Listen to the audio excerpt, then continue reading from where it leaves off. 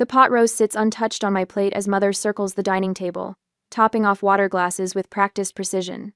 Sunday dinner at the Phillips household unfolds, with its usual choreography, crystal goblets catching light from the chandelier, the heirloom china gleaming against the dark wooden table that's witnessed 3 decades of family tensions, disguised as togetherness. Father checks his watch. Naomi should be here by now. You know your sister, Mother says, her eyes flicking toward me. Always running on her own schedule. I nod, not trusting my voice.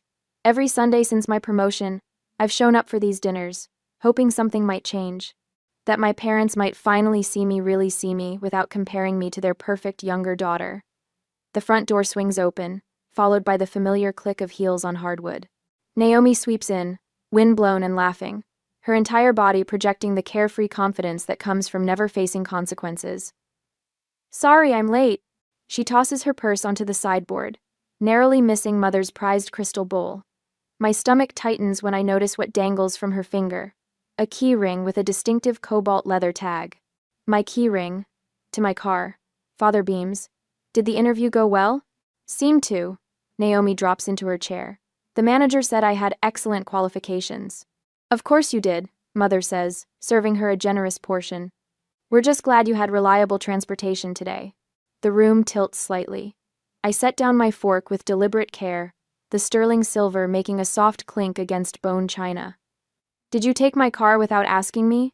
My voice emerges low and measured, each word carefully placed. Naomi rolls her eyes, twirling the keys before tossing them beside her water glass. Oh, please. It's just sitting in your garage most days anyway. That's not an answer. Father's face hardens. Family helps family, Addison. Naomi needed to make a good impression today. My mind flashes to this morning reaching for my spare keys on the hook by the door, finding the peg empty. I'd assumed I'd misplaced them, never imagining someone would simply take them. You could have asked, I say. Mother's smile tightens. Honestly, darling, it's not as if you were using it. The familiar dismissal stings, but this time, beneath the sting lies something darker, a slow-burning fury I rarely allow myself to feel. 3 months ago, I stood in a boardroom wearing my best charcoal suit, presenting the culmination of 18 months of work. 8 men in similar suits stared back, skepticism gradually giving way to grudging respect as I walked them through the proposal. When the final signature hit the contract $3.5 million, I knew exactly what I would do with my commission. The dealership had called it midnight blue, though under certain light it seemed almost black. Leather seats that smelled like possibility. The salesman's surprise when I paid the down payment without hesitation, without a husband or father beside me to approve the purchase. First thing I've ever owned that wasn't used or discounted. I told Linda over celebratory drinks, showing her pictures of my new sedan. I earned every inch of it. Now Naomi studies her nails, oblivious to what she's taken. Not just a car, the physical proof that I've finally escaped the shadow of family expectations. I've been meaning to ask. Naomi says, cutting into her meat. Could I borrow it again next weekend? There's this networking event in Boulder and… No. The word emerges before I can soften it. Mother's fork pauses midway to her mouth. Addison, don't be selfish. There it is, the familiar pattern. Naomi takes. I sacrifice. My parents referee, always ruling in her favor. You have your own car, I say. That old thing? Come on, I'm trying to make connections here. Father sets down his napkin. Your sister is trying to get her career started. The least you could do is help. My career started with student loans and 2 jobs, without family connections or borrowed luxury. But saying so would only label me bitter, jealous of my sister's effortless charm. The story never changes, only the details. By the way, Naomi adds, spearing a carrot, some idiot in a parking lot scratched the passenger door. Nothing major. My phone buzzes in my pocket, then again, and again. I slip it out, breaking Mother's no phones at dinner rule, and feel my blood freeze. 6 notifications from colleagues. All variations of the same message. Beautiful car. When did your parents buy it? I open Instagram and there it is. Naomi posed beside my midnight blue sedan, manicured hands splayed across the hood, her smile wide and proud. The caption reads, Thanks Mom and Dad for the amazing gift. Blessed new car family support. 23 likes, 4 comments from mutual friends. Posted 2 hours ago. I set my phone on the table, screen up, so they can all see it. The room goes still. We need to talk about boundaries, I say, my voice steady despite the rage building behind my ribs. The time for sacrifice has ended. Father waves his hand dismissively at my phone screen. It's just a social media post, Addison. Don't be so sensitive. She just wants to feel successful like her big sister. Mother chimes in, dabbing her napkin at the corner of her mouth. Is that so terrible? I look at Naomi, waiting. Her shoulders rise and fall in a practiced shrug. I'll delete it if it's that big a deal, she says, not meeting my eyes. But everyone already saw it, so what's the point? The casualness in her voice makes my skin burn. I take a slow breath, keeping my tone even. Show me the scratch. What? On my car, the scratch you mentioned. I want to see it. 2 minutes later, we stand in the driveway. The scratch isn't just a scratch, it's a foot-long scrape with traces of red paint embedded in the midnight blue surface. Not from a parking lot. From a fire hydrant. You sideswiped a fire hydrant. The words taste like metal in my mouth. Were you texting while driving? Naomi's eyes dart toward the house where our parents wait. Does it matter? Insurance will cover it. My insurance. My premiums. Back inside, I scroll through my phone, heart pounding harder with each swipe. Not just one post. 5. Spanning 2 weeks. Naomi at a restaurant valet stand. Naomi at a country club. Naomi showing off her new car to friends outside an upscale bar. My mind flashes back to high school. Me at 17, opening the thin envelope from Stanford. Full academic scholarship. Mom glancing up briefly from preparing Naomi's sweet 16 party. That's nice, honey. Can you hang these streamers? 2 hours later, Dad rolling into the driveway with a red Volkswagen, keys dangling. Happy birthday, princess. Naomi squealing while I taped decorations for a party I wasn't invited to join. College years spent working the campus bookstore mornings, waiting tables, nights. Parents' contribution, $600 per semester for books. Meanwhile, Naomi cycling through 3 different universities, fully funded, before dropping out completely. College isn't for everyone, Mom said, patting Naomi's hand. My sweaters disappearing from my closet. My jewelry borrowed, never returned. My first apartment's spare key suddenly missing after Naomi stopped by to see the place. The pattern stretches back through decades, visible now with painful clarity. I place my phone face up on the table and stand. The dining room falls silent as I rise to my full height, suddenly aware of how I tower over my seated family.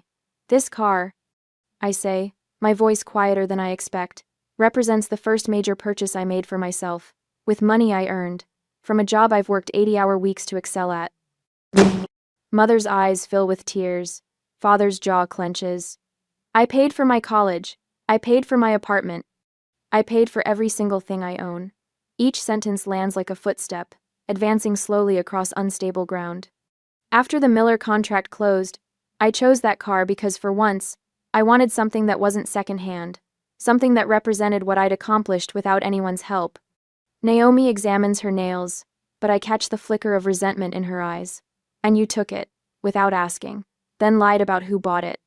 Mother's tears spill over, transforming quickly to indignation. After all we've done for you, this is how you repay us? With accusations and ingratitude? My phone buzzes again. Jessica from accounting. Beautiful car in the post. When did your parents buy it? Must be nice having such generous support. Jessica, who witnessed me stay late every night for 18 months building the Miller proposal. Who brought me coffee during the final presentation. Who celebrated with cheap champagne when the contract finally closed. I think about my boss, Tom, walking me to the parking lot the day after I bought the car. His approving nod as he circled it.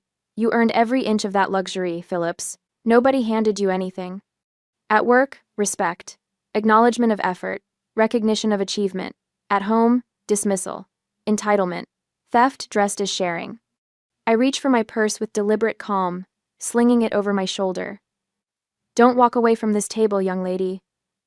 Father's voice carries the authority that once made me freeze. We're not finished discussing this. Actually, we are. I move toward the door. What are you going to do?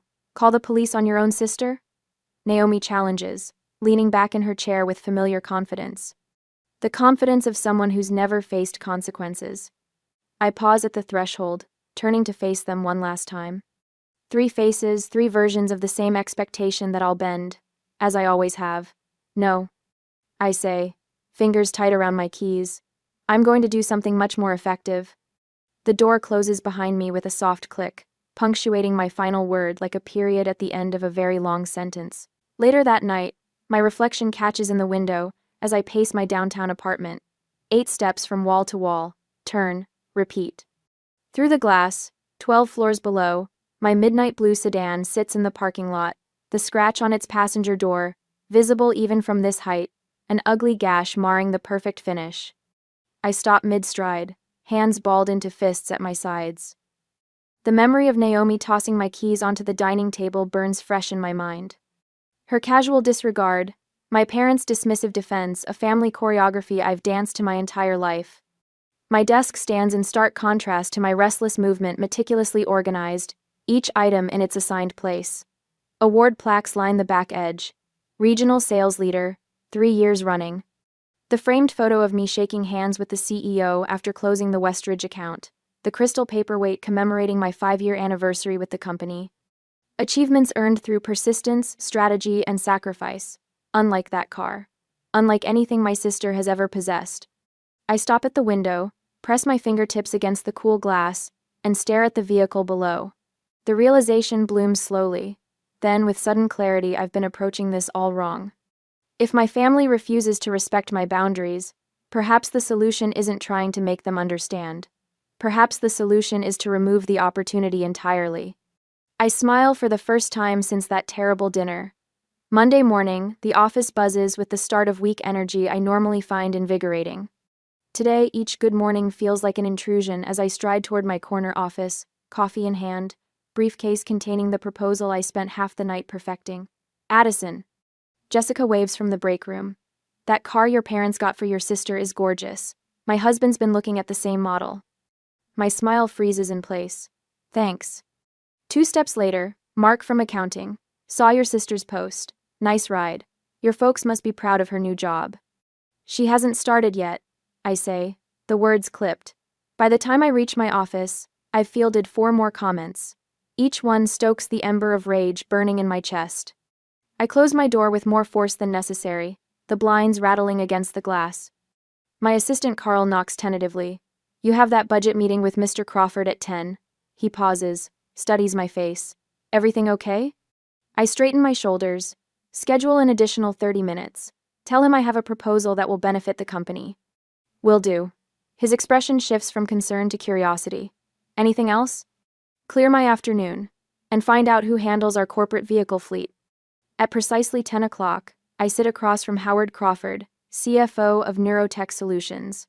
I've spent 3 years earning his respect through consistent results and fiscal responsibility. Today, I'll leverage that capital. I slide the folder across his desk. Before we discuss the quarterly numbers, I'd like to propose a solution to our client transportation costs.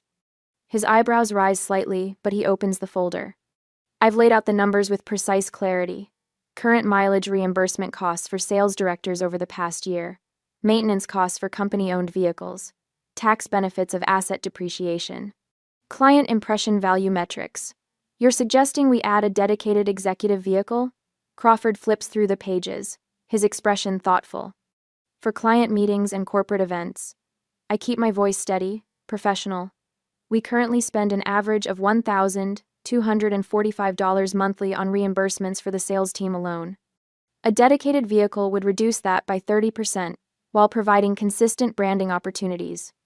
He studies the final page, a photograph of my midnight blue sedan with a mock-up of the company logo subtly positioned on the door.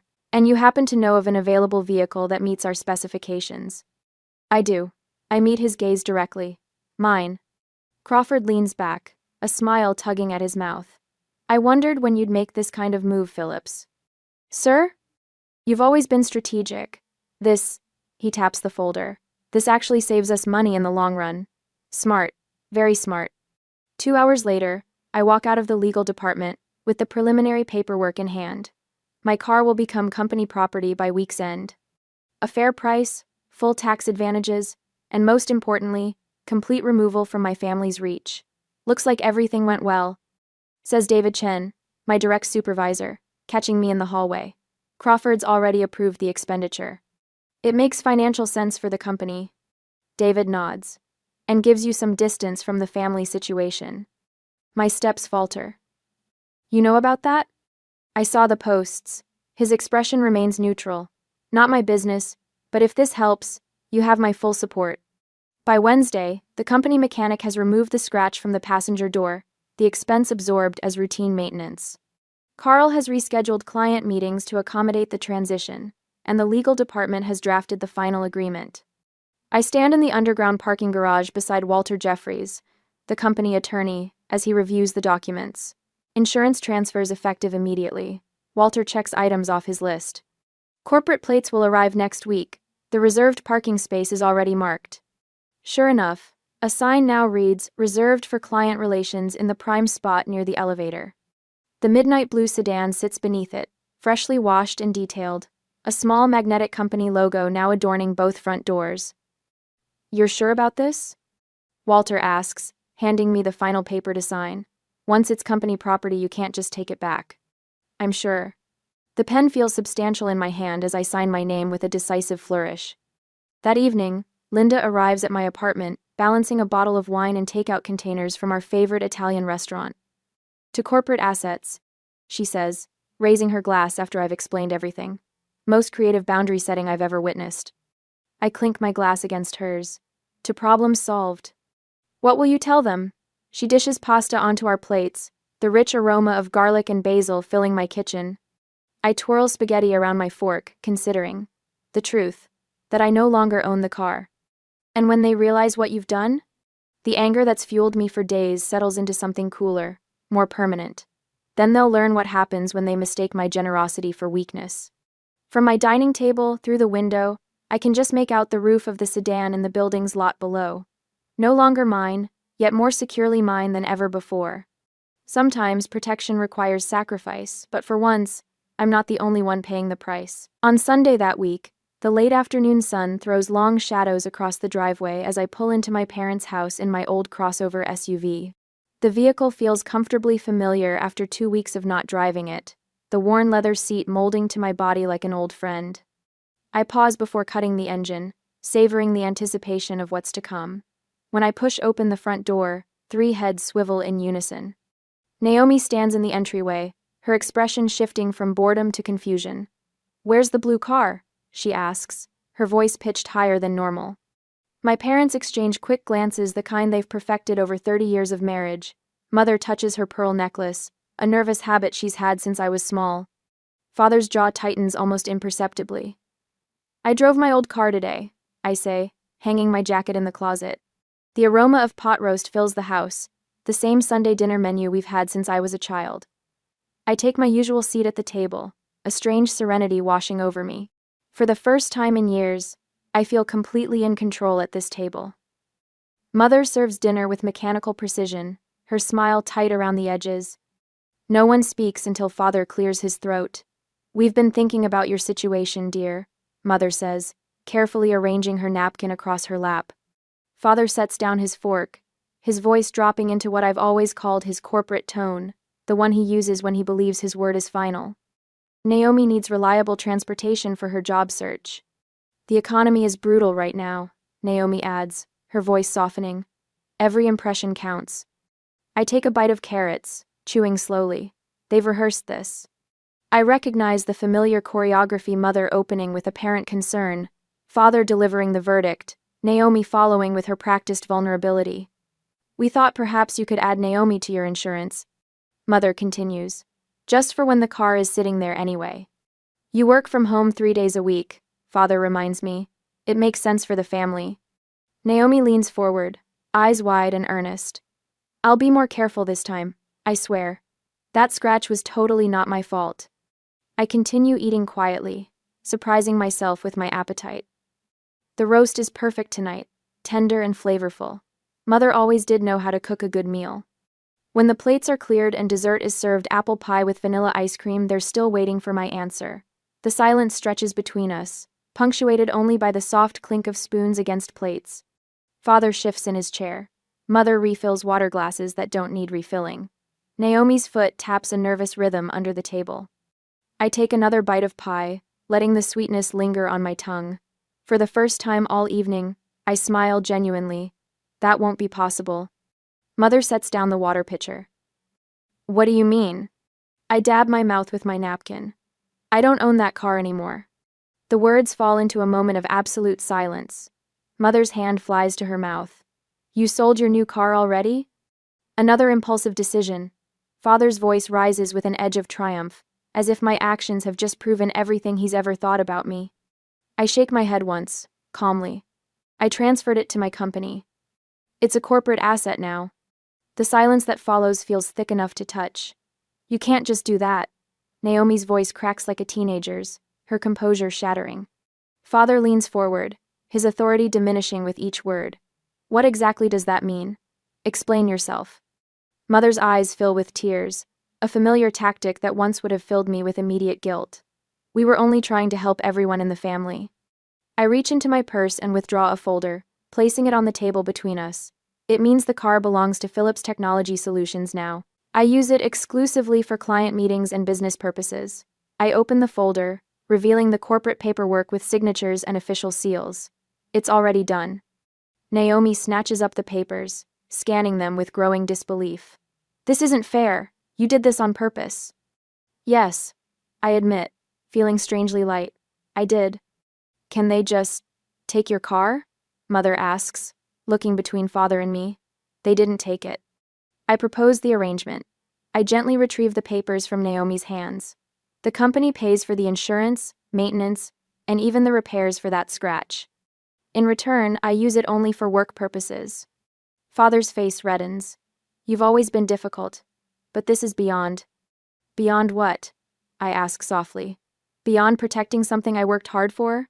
Beyond ensuring it's respected? The silence that follows feels different from any we've shared before. For once, I'm not waiting for their approval or dreading their disappointment. I'm simply present, comfortable in the decision I've made. I close the folder with a soft finality that speaks louder than words. Father's face reddens like a summer sunset. The paperwork I've placed on the dining table might as well be written in ancient Sanskrit for all the comprehension flickering in his eyes. He opens his mouth, closes it, then tries again. You can't just. His voice trails off as reality settles in. This is absurd.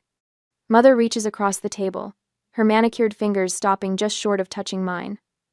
Addison, after all the sacrifices we made for you, your father worked overtime for years to put you through college.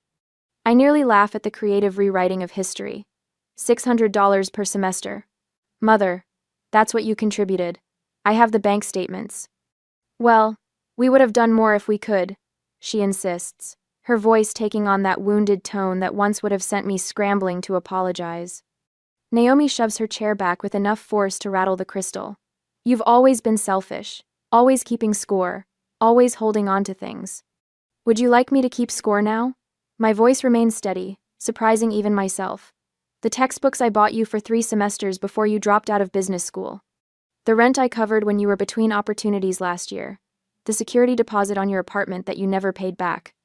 The room falls silent, except for the ticking of the grandfather clock in the hallway. You had opportunities I never got, Naomi says finally, but her voice lacks conviction. 5 jobs in 2 years, Naomi. I kept track. Not because I wanted to hold it against you, but because I kept hoping one would stick. I turned to my parents. And you two enabled every failure. Every time she quit because a manager was mean, or the hours were too demanding, you comforted her instead of encouraging perseverance. Mother's lips press into a thin line. Not everyone is built like you, Addison. No, but everyone deserves the chance to build themselves. You never gave her that chance.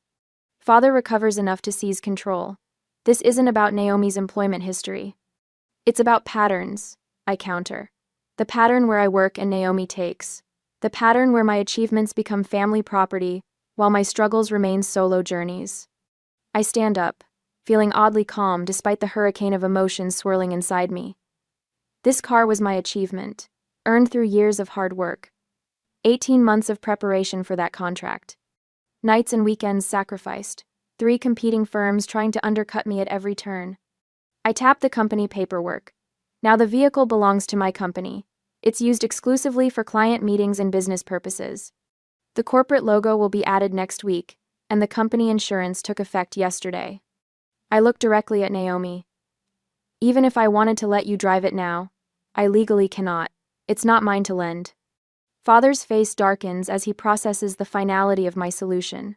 If this is how you treat family, perhaps you should reconsider your place in this family's future. The threat hangs in the air, its meaning clear. You're threatening to cut me out of the will? I ask, more curious than concerned. Your behavior suggests an unhealthy attachment to material things. Mother interjects, her therapist voice emerging. Perhaps you should talk to someone about that. Naomi's eyes fill with tears, whether genuine or tactical I can no longer tell. You've betrayed all of us, after everything we've done for you. The accusation that once would have devastated me now glances off like rain on a windshield. I've already received my inheritance. I say gently. You taught me to work hard, to persist when things get difficult, to stand on my own 2 feet. That lesson is worth more than anything in your estate. Father flinches as if I've slapped him. For the first time in my adult life, I see uncertainty in his eyes. I gather my purse and car keys from the sideboard, movements deliberate and unhurried. There's no anger driving me now, just clarity. I love you all. I say, meaning it despite everything. But love has boundaries. Love respects. Love doesn't take without asking. So that's it? You're just walking away? Naomi demands. I'm driving away in my old SUV, toward the life I've built. You're welcome in that life, but only if you can respect its boundaries. Mother starts to speak, but father quiets her with a hand on her arm. Something in his expression has shifted, though I'm not naive enough to mistake it for understanding. Love doesn't take, it respects. I say it one more time, the words filling the room. Then I walk out the front door, the weight of expectation falling away with each step. The engine of my practical, paid-off SUV turns over with a familiar rumble.